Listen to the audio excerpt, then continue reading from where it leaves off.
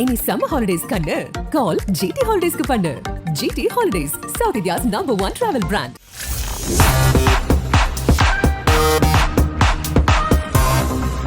Sports Vikatan வியூவர்ஸ்க்கு வணக்கம். இது Sathya present sports Vikatan's the boundary line show with மொத்தோ பவர்ட் பை ஜிடி ஹாலிடேஸ். இன்னைக்கு ஒரு நல்ல மேட்ச் நடந்து முடிஞ்சிருக்கு. என்னன்னா RCB versus SRH match.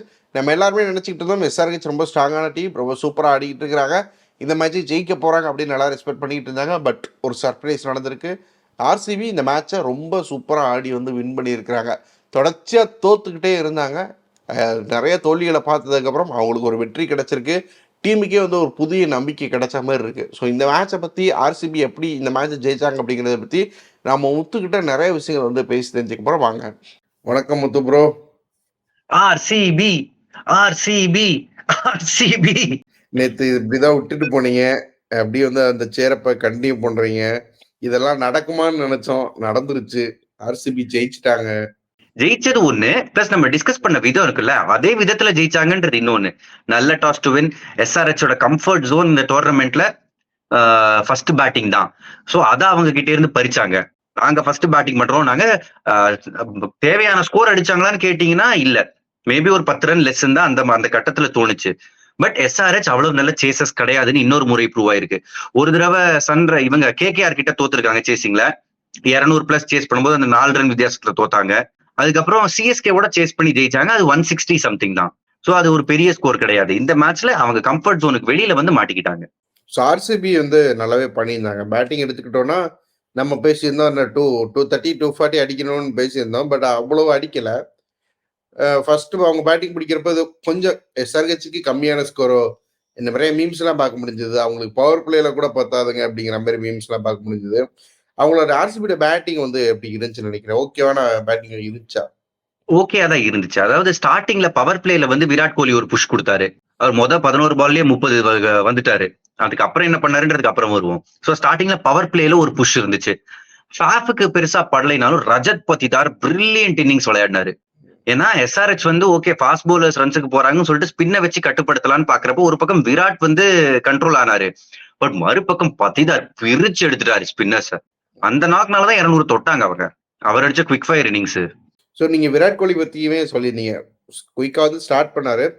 But அந்த second half of the innings அப்படிங்கிறது அவருக்கு அவ்வளோ சரியா அமையலை. ஸ்ட்ரைக் ரேட் ரொம்ப கம்மியா போயிருந்துச்சு. அவளுமே இதை பத்தி தொடர்ச்சியாவே பேசிட்டு இருக்கிறோம். என்ன பிரச்சனை இருந்துச்சு? ஸோ விராட் கோலி இப்படி ஆடுறது அப்படிங்கிறது தேவைதானா விராட் கோலி? இல்ல, அதாவது எனக்கு இன்னைக்கு சர்ப்ரைசிங் என்னன்னா, இந்த மேட்சுக்கு முன்னாடி அவரோட ஸ்ட்ரைக் ரேட் இந்த டோர்னமெண்ட்ல இந்த எடிஷன்ல 150 இருந்திருக்கு. நம்ப முடியல, பட் இருந்திருக்கு. கடைசி சில மேட்சஸ் ஸ்ட்ரைக் ரேட்டை சூப்பரா மேனேஜ் பண்ணிக்கிட்டு இருந்தாரு. இந்த பர்டிகுலர் மேட்ச்ல ஒரு பார்ட்ல என்ன ஆயிடுச்சுன்னா, இவர் ரஜத் பத்திதாருக்கு ஸ்ட்ரைக் கொடுக்கறது மட்டும்தான் இவரோட வேலையா இருந்துச்சு. சோ ரிப்பீட்டடா சிங்கிள்ஸா ட்ரை பண்ணாரு. இது ஒரு ரீசன். இன்னொரு ரீசன், அவங்களோட ஸ்பின்னர்ஸ் போட்டதுக்கு அப்புறம் உனத்கட் போலிங் வந்ததுக்கு அப்புறம் இந்த பிச் பேட்டிங் பிச் கிடையாதுன்றது தெரிஞ்சிருச்சு. சோ உனத்கட் மெதுவா போட்டுக்கிட்டு இருந்தாரு. அண்ட் அதே தான் ரிஃப்ளெக்ட் பண்ணாங்க ஆர்சிபி அவங்களோட போலிங்ல. சோ அந்த கட்டத்துல விராட் கோலி கொஞ்சம் டை டவுன் ஆயிட்டாரு. ஷபாஸும் சரி, மார்க்கண்டேயும் சரி நல்லா போட்டாங்க. ஜெய்தேவ் உனத்கட் சூப்பரா போலிங் போட்டாரு. அது ஒரு நல்ல டிசிஷன். வாஷிங்டன் சுந்தருக்கு பதிலா ஜெய்தேவ் உனத்கட் எடுத்துட்டு வந்தது.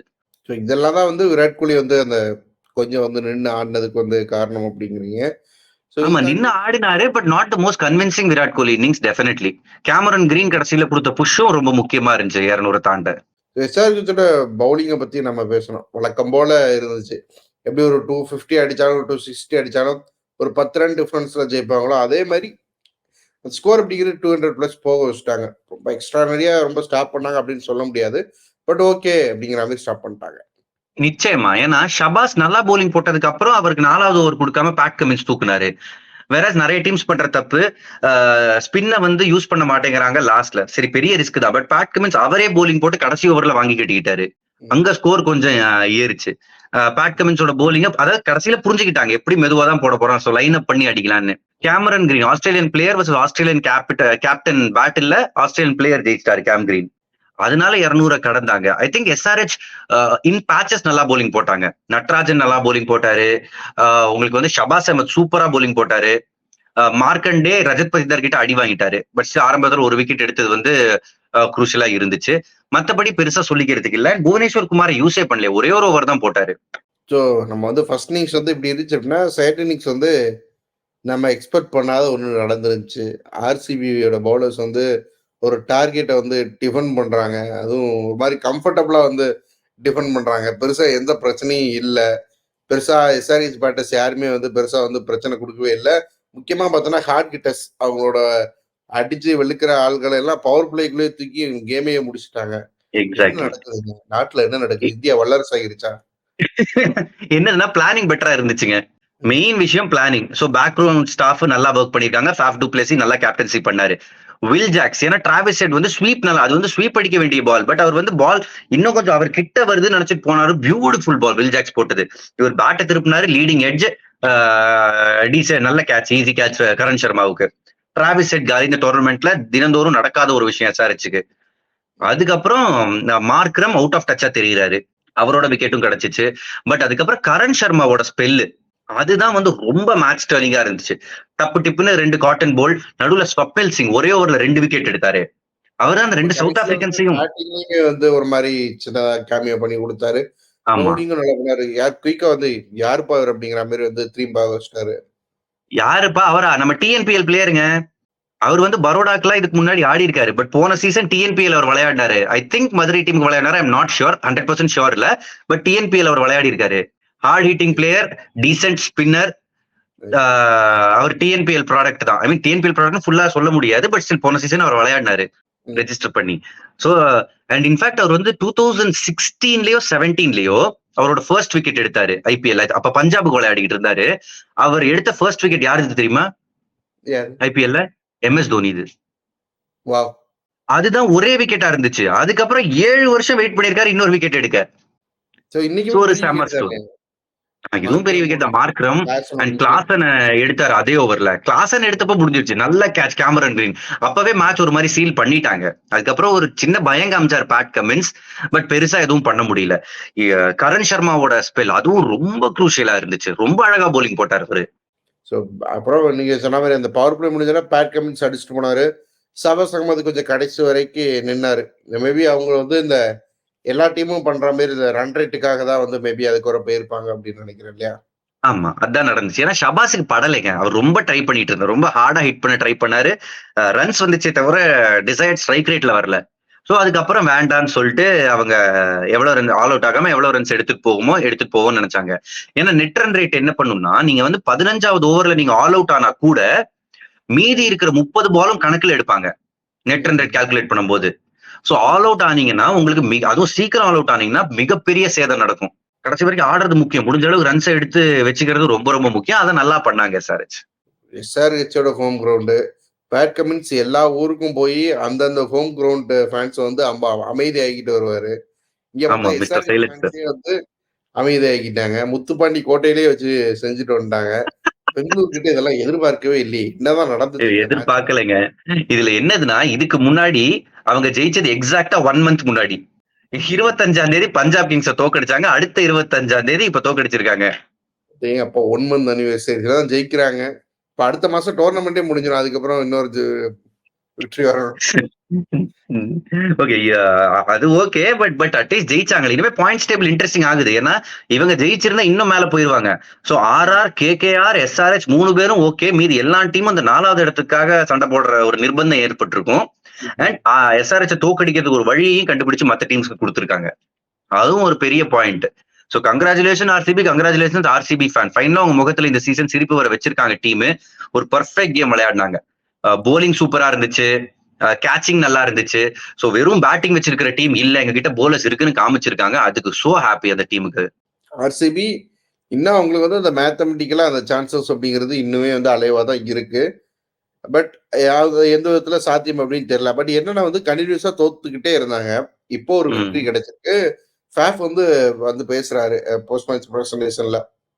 நான் வந்து டீம்ல போய் எங்க பிளேயர்ஸுக்கு பொய்யா ஒரு நம்பிக்கையை கொடுத்துக்கிட்டே இருக்க முடியாது. ஒரு ஜெயிச்சா மட்டும் தான் அந்த கான்பிடன்ஸ் அப்படிங்கிறது வரும். இன்னைக்கு எங்களுக்கு அந்த வெற்றி கிடைச்சிருக்கு. நாங்க இன்னைக்கு போய் நிம்மதியா தூங்குவோம். நான் இன்னைக்கு போய் நிம்மதியா தூங்குவோம்னு பேசியிருக்கிறாரு. வெற்றி அப்படிங்கிறது எவ்வளவு வந்து மீனிங்ஃபுல்லா இருக்கும் இன்னைக்கு ஆர்சிபிக்கு. அதாவது அவர் என்ன சொன்னார்னா, இது வரைக்கும் இதுக்கு முன்னாடி நான் வந்து இந்த லூசிங் கேப்டன் இன்டர்வியூ கொடுத்து டேரக்டா உள்ள போயிருவேன். அதுக்கப்புறம் செய்யற வேலை இருக்காது. முதல்ல ரொம்ப நாளைக்கு அப்புறம் நான் வந்து வின்னிங் கேப்டன் இன்டர்வியூ பண்ண வரேன் அப்படின்னாரு. ஒரு வாழ்க்கை பாடங்க. நான் வந்து பெருசா பர்சனலா இந்த மோட்டிவேஷனல் டாக்ஸ் எல்லாம் எனக்கு வந்து பெருசா உடன்பாடு கிடையாது. ஏன்னா எனக்கு நான் கஷ்டமா இருக்கிறப்போ ஓகே மோட்டிவேஷனல் டாக்ஸ் ஒரு சில சாங்ஸ் எல்லாம் கேட்டா மோட்டிவேஷன் வரும்னு சொல்லுவாங்க. பட் அது ஃபேக் மோட்டிவேஷனா இருக்கும். மோட்டிவேஷன்ன்றது பர்ஃபார்மன்ஸ்ல இருந்து வரணும். இப்ப யாராவது ஒருத்தர் என் டீம்ல இருக்கிறவன் பர்ஃபார்ம் பண்ணான்னா மத்தவங்களுக்கு மோட்டிவேட்டிங்கா இருக்கும். சோ அந்த பெர்ஃபார்மன்ஸ் இப்ப வந்திருக்கு. அண்ட் இன்னொரு விஷயம், இந்த கேம்குள்ள என்டர் ஆகும்போது ஆர்சிபிக்கு நத்திங் டு லூஸ். நேத்து சொன்னேன்ல, உனக்கும் கீழே உள்ள ஒரு கோடின்னு பாட்டு இருக்கு, பட் உனக்கும் கீழே யாருமே இல்லை. இதுக்கு மேல ஒரே ஒரு இடத்துக்கு மட்டும்தான் போக முடியும், அது மேல. சோ ஒரு சில டீமை வந்து முக்கியமான கட்டத்துல இந்த டீம் சாய்க்க முடியும். பெரிய ஸ்பாய்லர் ஸ்போர்ட் வந்து பண்ண போறாங்க. எந்தெந்த டீம் அடி வாங்க போறாங்க இவங்களால அப்படிங்கிறது வந்து இனிமேதான் தெரியும் இல்லையா? ரொம்ப டோர்னமெண்டே வந்து ரொம்ப இதுவா மாறப்போகுது, சுவாரஸ்யமா மாறப்போகுது கமிங் டேஸ்ல. அண்ட் இன்னொரு மேட்ச் இருக்கு, எக்ஸைட்டிங்கான match, Kolkata versus Punjab Kings match. கொல்கத்தாவுக்கு இன்னொரு ஹோம் கேம். ஈஸியா வந்து ஒரு டாமினண்டா போவாங்களா, இல்ல பஞ்சாப் வந்து வழக்கம் போல சர்ப்ரைஸ் பண்ணுவாங்களா? ஏன்னா நிறைய கேம்ஸ்ல வந்து ரொம்ப க்ளோஸா கொண்டு வந்திருக்கிறாங்க. பட் ஜெயிக்க முடியல அப்படின்னாலும் க்ளோஸா நிறைய மேட்சஸ் கொண்டு வராங்க. எக்ஸாக்ட்லி. இதுவும் நான் வந்து நேத்து மேட்ச் மாதிரிதான். நேத்து நம்ம ப்ரிவியூல நான் என்ன சொன்னேன்னா, எப்படி ஜெயிக்க போறாங்கன்னு தெரியல, ஆனா ஆர்சிபி ஏதோ ஜெயிக்க போகுதுன்னு தோணுது அப்படின்னு. இந்த கேமும் நான் அதே தான் சொல்றேன் பஞ்சாபுக்காக. ஜெயிப்பாங்களான்னு எனக்கு தெரியல, பட் ஜெயிச்சா நல்லா இருக்கும். ஏன்னா கேகேஆரும் வந்து ஜாலியா சோபா செட் போட்டு டாப் ஆஃப் த டேபிள் உட்காரலாம், நம்ம 1 or 2 பாத்துக்கலாம்னு இருக்காங்க. பட் ஒரு ரியாலிட்டி செக் அவங்களுக்கும் கொடுக்கணும். அத பஞ்சாப் எப்படி பண்ண போறாங்கன்னா எனக்கு தெரியல, மறுபடியும் தெரியல. ஏன்னா நம்பர்ஸ் எல்லாமே கேகேஆர் டுவர்ட்ஸ் தான் இருக்கு. இது வரைக்கும் சந்திச்சப்போ கேகேஆர் 21 தடவை ஜெயிச்சிருக்காங்க, பஞ்சாப் 11 தடவை மட்டுமே ஜெயிச்சிருக்காங்க. ஹெட் டு ஹெட் ரொம்ப ஒரு பக்கமா சாயுது கேகேஆர் பக்கம். ஈடன் கார்டன்ஸ்ல 9 தடவை கேகேஆர் ஜெயிச்சிருக்காங்க, 3 தடவை தான் பஞ்சாப் ஜெயிச்சிருக்காங்க. சோ இந்த வென்யூலையும் கேகேஆரோட டாமினேஷன் தான் நிறைய இருக்கு. அண்ட் இன்னொரு அவங்களுக்கு பிரச்சனை என்னதுன்னா, இந்த ஃபுல் டோர்னமெண்ட்ல இந்த எடிஷன்ல lowest average against spin Punjab தான் வச்சிருக்காங்க. அவங்க ஸ்பின்னர்ஸ பெருசா அடிக்கிற டீமே கிடையாது. கொல்கட்டால குவாலிட்டி ஸ்பின்னர்ஸ் வந்து 2-3 பேர் இருக்காங்க. 2 பேர் டாப் குவாலிட்டி, சுனில் நாராயண், வருண் சக்கரவர்த்தி. இது எல்லாமே அகெயின்ஸ்ட் பஞ்சாப் தான் போகுது. இது எல்லாத்தையும் தாண்டி பஞ்சாப் ஜெயிக்கணும் அப்படிங்கிறீங்க? ஜெயிக்கணும், ஜெயிச்சா நல்லது. பட் எப்படி ஜெயிக்க போறாங்கன்னு எனக்கு புரியவே மாட்டேங்குதுங்க. ஏன்னா பாயிண்ட்ஸ் டேபிள் அவங்க 2வது இடத்துல இருக்காங்க. ஜெயிச்சா 1 or 2 தான் நமக்கு, இதுக்கப்புறம் ஒரு 2 வின் சேர்த்தா போதும்னு அவங்க ஒரு நிலைமையில இருப்பாங்க. அது நடக்கக்கூடாது லீகுக்கு. பட் அதான் நடக்குமோன்னு எனக்கு பயமா இருக்கு. அழகா இருக்கேன்னு விருப்பப்படல, பட் அழகாக ஒண்ணு லவ் பண்ணிடுவான்னு பயமா இருக்கு. அந்த மாதிரி வந்து போறீங்க. கடவுள் இருக்காரான்னு தெரியல, ஆனா இருந்தா நல்லா இருக்கும் அப்படின்னு தோணுது எனக்கு. சோ பஞ்சாப் வின் பண்ணுவாங்கன்னு சொல்றீங்க. பிளேயருக்கு யார் போவீங்க? பஞ்சாப் வின் பண்ணுவாங்க, பஞ்சாப் வின் பண்ணணும்னு இருக்கு. பட் கேகேஆர் தான் வின் பண்ணுவாங்க. பிளேயர்ஸ்னு வந்தீங்கன்னா ஹர்ஷல் பட்டேல் இன்ட்ரெஸ்டிங்லி நல்ல ரெக்கார்ட் வச்சிருக்காரு அகைன்ஸ்ட் இந்த பிளேயர்ஸ், கேகேஆர் பிளேயர்ஸ். அவர் ஆர்சிபி விளையாடுறப்ப நிறைய மேட்ச் இந்த மும்பைல இங்கெல்லாம் நடந்துச்சுல, இது கோவிட் டைம்ஸ்ல, அதுல நல்ல ரெக்கார்ட் வச்சிருக்காரு. நான் அதனால ஹர்ஷல் பட்டேல் கிளிக் பண்றேன். அவருக்கு நல்ல கேமா இருக்கும், நல்ல ஃபார்ம்ல வந்திருக்காரு. கடந்த சில மேட்ச் தான் நல்லா போலிங் போட்டுருக்காரு அவரு. இங்க வந்து ரசலை தான் நான் பிக் பண்றேன். அவரோட பெஸ்ட் டீம் இதுதான். பஞ்சாப்க்கு எதிராக அவர் நல்ல ரெக்கார்ட் வச்சிருக்காரு. பேட்டிங்லயும் சரி, போலிங்லயும் இம்ப்ரெசிவ் ரெக்கார்ட் வச்சிருக்காரு. சோ நான் ரசலை பிக் பண்றேன் ஃபார் கேகேஆர். இப்ப நம்ம முக்கியமான கட்டத்துக்கு வரும். எப்படி கேகேஆர் நிறுத்த முடியும்னா அவங்களோட ஃபாரின் பிளேயர்ஸ் நல்லா பண்ணி ஆகணும். இந்த பக்கம் கேகேஆருக்கு கிளிக் ஆகிற விஷயம் அவங்க ஃபாரின் பிளேயர்ஸ் நல்லா பண்றாங்க. சால்ட் நல்லா பண்றாரு, நரேன் நல்லா பண்றாரு, ரசல் பேட்டிங்ல விட்டா போலிங்ல நல்லா பண்றாரு. ஓகே, மிச்சல் ஸ்டார்க் சொதப்புறாரு, விட்டுருங்க. பட் அங்க ஒரு மிச்சல் ஸ்டார்க்னா இங்க 3 மிச்சல் ஸ்டார்க் இருக்காங்க. இங்க பஞ்சாபுக்கு ஃபாரின் பிளேயர்ஸ் தான் கவுக்குறாங்க. பேர்ஸ்டோ கவுத்தாருன்னு அவரை தூக்கி ரசம் எடுத்துட்டு வந்தாங்க. அந்த ரசமும் சரியா குக் ஆகல. அதுக்கப்புறம் சாம் கரன் கேப்டன் ஆனதுக்கு அப்புறம் ஓப்பனிங்லாம் வந்துடுறாரு, பெருசா வேலைக்கு ஆகல. எப்போ ஒருவர் அவைலபிளா இருப்பாரு? அப்ப அன்அவைலபிள்னு சொன்னப்ப 10 நாள் ஆகும்னாங்க. அதுக்கப்புறம் எந்த அப்டேட்ஸும் வரல. அவர் வந்தா ரொம்ப குரூஷியல் பிளேயர். ஏன்னா கேகேஆருக்கு எதிராக சூப்பர் ரெக்கார்ட் வச்சிருக்கிற பிளேயர் சிகர் தவன். அவர் வந்தா அவங்களோட பேட்டிங் பிரச்சனையில ஒரு அளவுக்கு தீரும். அப்படி இல்லைன்னா மறுபடியும் அன்கேப்ட் இந்தியன் பிளேயர்ஸான சஷாங்க் சிங் மற்றும் ஆசுதோஷ் மேலதான் உங்களுக்கு வந்து திரும்ப கவனம் திரும்பும். சஷாங்க் சிங், அசுதோஷ் வந்து கண்டினியூஸா நல்லா பெர்ஃபார்ம் பண்ணிட்டு இருக்கிறாங்க. இந்த மேட்ச்லயும் கண்டினியூ பண்ணணும். பட் வந்து அவங்களுக்கு அந்த சப்போர்ட்டும் கிடைக்கணும் மற்ற பிளேயர்ஸ் கிட்ட இருந்தோம். ஸோ அது கிடைச்சது அப்படின்னா மேபி நல்ல இன்னிங்ஸா, அவங்களோடது ஒரு வெற்றிகரமான இன்னிங்ஸா மாறதுக்கு வாய்ப்புகள் அதிகமா இருக்குல்ல. நிச்சயமா நிச்சயமா. இந்த கேகேஆர் ஃபர்ஸ்ட் பேட்டிங் ஆட விட்டு இந்த 200 அடிச்சாங்கன்னா அதுக்கப்புறம் கஷ்டம். ஸோ பஞ்சாப் ஃபர்ஸ்ட் பேட்டிங் ஆடி கேகேஆர் அண்டர் பிரஷர் போட்டா மேட்ச் இன்ட்ரெஸ்டிங்கா இருக்கும். ஸோ நம்மளும் வந்து என்ன நடக்க போகுது அப்படிங்கிறத வெயிட் பண்ணி பார்க்கலாம். நீங்க வந்து பஞ்சாப்னு வந்து ரொம்ப இன்ட்ரெஸ்டிங்கான ஒரு பிக் பண்ணியிருக்கிறீங்க. கேகேஆர் அகைன்ஸ்டா ஒரு ஸ்ட்ராங்கான டீமுக்கு அகைன்ஸ்டா. ஜெயிச்சுட்டு வராங்களா அப்படிங்கிறத வந்து பார்க்கலாம். நான் நம்ம எக்ஸ்பெக்ட் சொல்லிட்டேன். ஆனா பண்ணாத சொன்னதுக்கு அப்புறத்துல இருந்து என் மனசு கேகேஆர் பக்கம் தான் போய்கிட்டு இருக்கு. ஏன்னு தெரியல. But okay let me stick. Okay Punjab Punjab பண்ணட்டும் நல்லா பண்ணட்டும். ரெட் கலர் டி ஷர்ட் தான் போட்டிருக்கீங்க. அதனால பஞ்சாபே வந்து ஏங்க அது ஆர்சிபி ஜெயிச்சதுக்காக போட்டிருக்கேங்க நான். பஞ்சாப் சப்போர்ட் பண்றதுக்காகவும் நம்ம எடுத்துக்கலாங்க. சரி ஓகே. இந்த பக்கம் ஷாருக்கான், அந்த பக்கம் பிரீத்தி சிண்டா. நமக்கு நெஞ்சினிலே ஊஞ்சலே.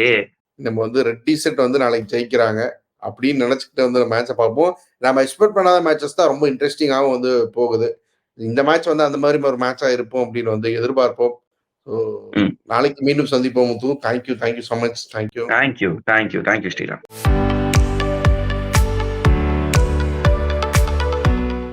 இனி சம்மர் ஹாலிடேஸ் கண்ணு கால் ஜிடி ஹாலிடேஸ்க்கு பண்ணு.